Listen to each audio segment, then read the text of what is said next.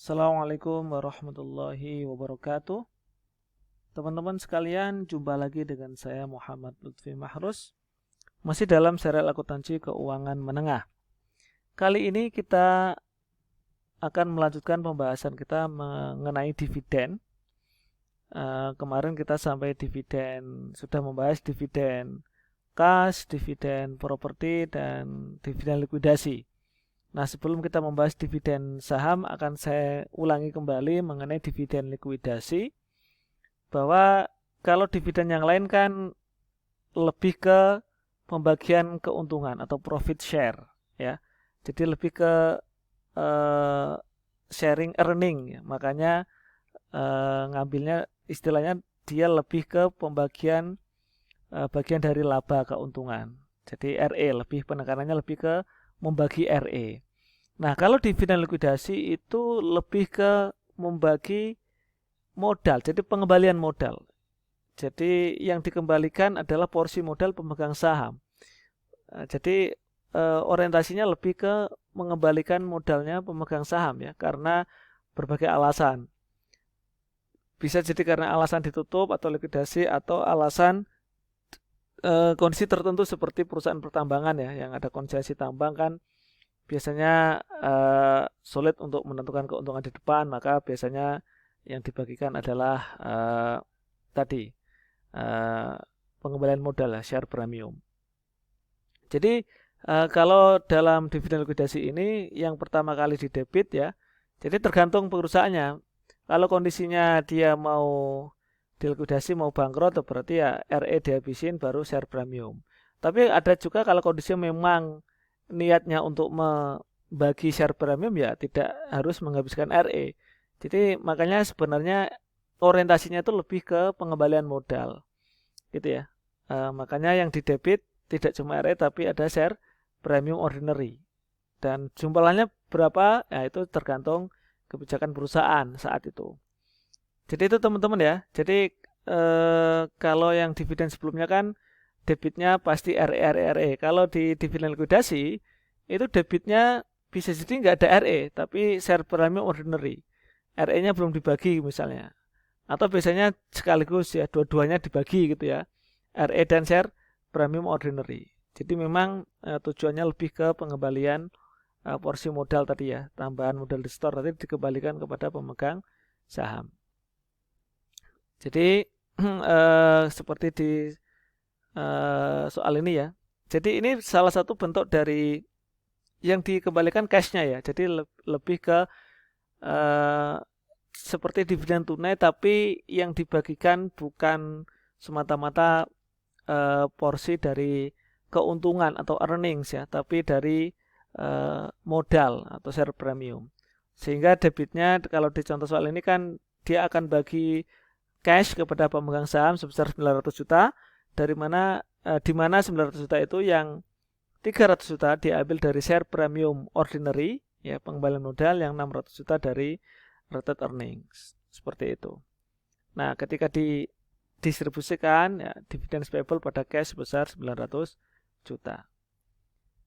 Baik, kita lanjutkan ke dividen saham. Nah, ini tadi yang kita bahas di pertemuan atau di video sebelumnya, bahwa dividen saham ini berbeda dengan dividen yang lain, ya. Kalau dividen yang lain kan ada cash, yang ada aset yang dibagikan.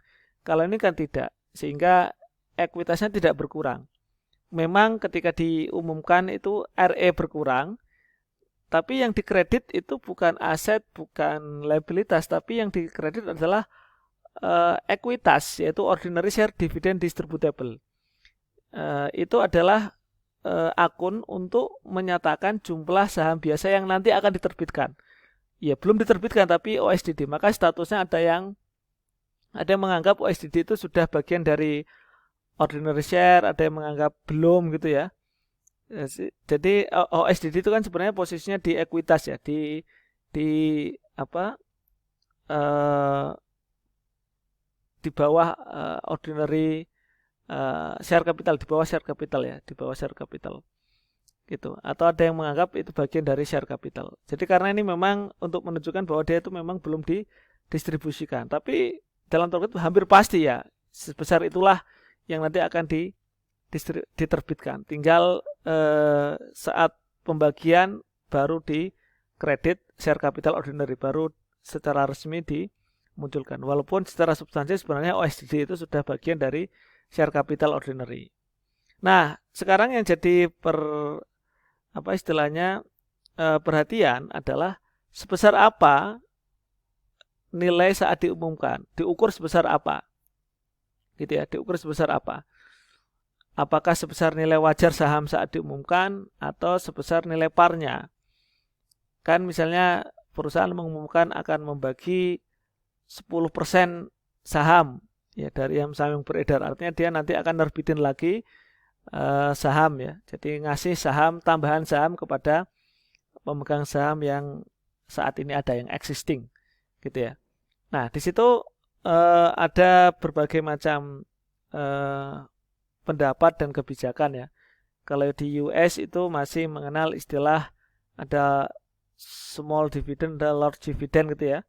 Kalau dividen yang kecil yang 20% ke bawah itu pakai ini nilai fair value, nilai wajar.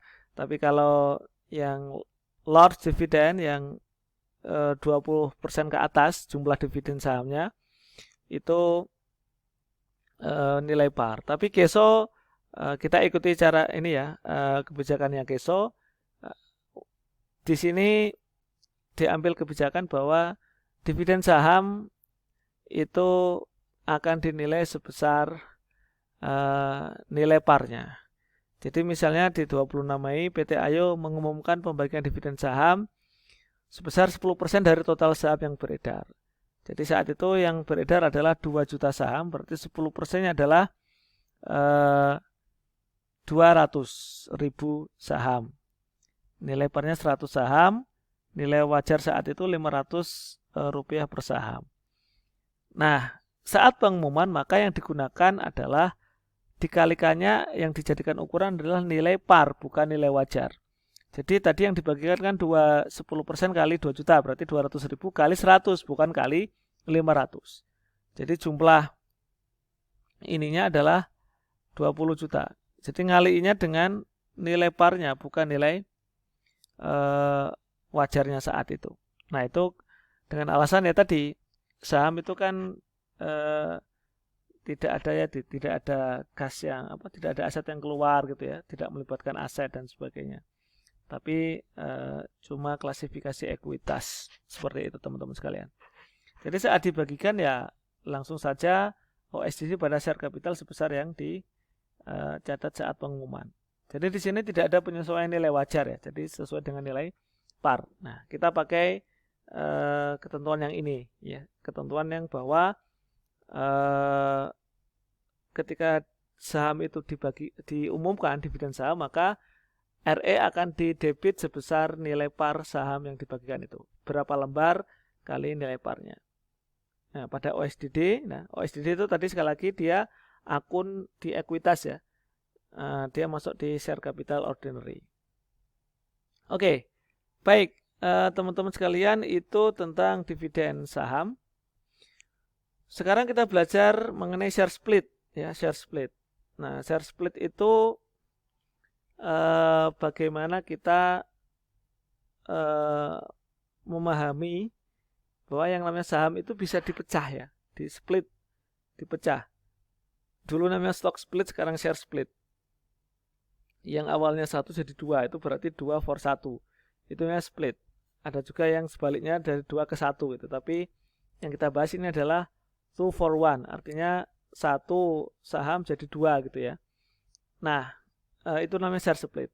Kalau ada share split berarti yang di sahamnya bertambah, jumlah sahamnya bertambah, tapi secara total nilainya tetap. Kenapa? Karena nilai parnya juga dipecah gitu ya. Nilai parnya juga dipecah. Jadi misalnya di sini kan ekuitas sebelum share split ya. Di sini share splitnya adalah 2 for 1. Jadi 2 saham untuk 1. Jadi artinya 1 dipecah jadi 2 gitu ya. Awalnya 100.000 dengan $10 per nilai parnya menjadi 200.000 dengan $5 per poin. Jadi yang di split sahamnya dikalikan 2, sementara nilai parnya dibagi 2. Jadi sebenarnya totalnya tetap sama, tidak mengubah di sini tidak mengubah nilai atau total ya dari saham ya, tidak mengurangi nilai dari saham itu. Jadi setelah di laporan posisi keuangan kita lihat itu masih sama-sama 1 juta. Seperti itu teman-teman sekalian. Dan share split itu tidak ada jurnalnya, tidak ada jurnal karena tidak mengubah apa tadi ya? Tidak mengubah nilai, juga tidak mengubah saldo akun ya.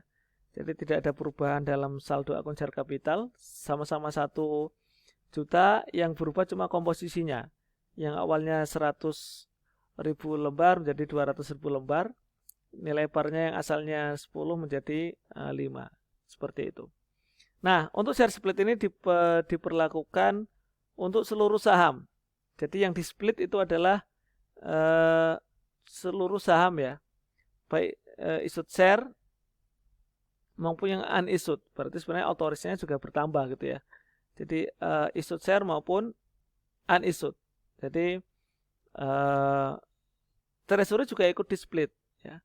Berarti nanti cost-nya juga ikut di split. Jadi treasury di split, yang issued juga di split, yang unissued juga di split. Jadi termasuk nanti akan memengaruhi yang authorized juga ya. Seperti itu. Itu tentang share split ya, teman-teman. Nah, kalau ditanya apa perbedaan antara dividen saham dengan share split? Kalau dividen saham persamaan dulu ya mungkin ya. Kalau persamaannya sama-sama menambah jumlah yang beredar gitu ya, sama-sama menambah jumlah saham yang beredar.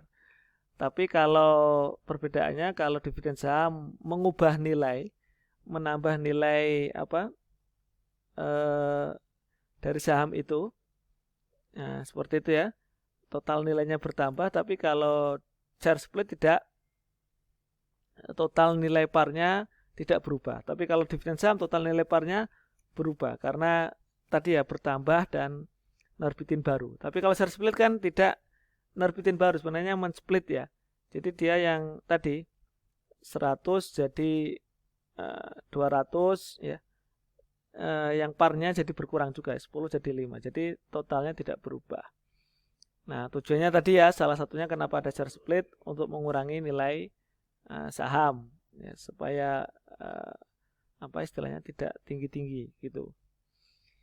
Nah, itu teman-teman sekalian, share split akan meningkatkan jumlah yang saham beredar bertambah, tapi di sisi lain juga akan mengurangi nilai parnya itu. Sehingga secara keseluruhan pemecahan saham tidak mengubah jumlah total nilai par. Nah, seperti yang sudah kita jelaskan tadi. Demikian pembahasan mengenai dividen saham dan share split. Semoga bermanfaat.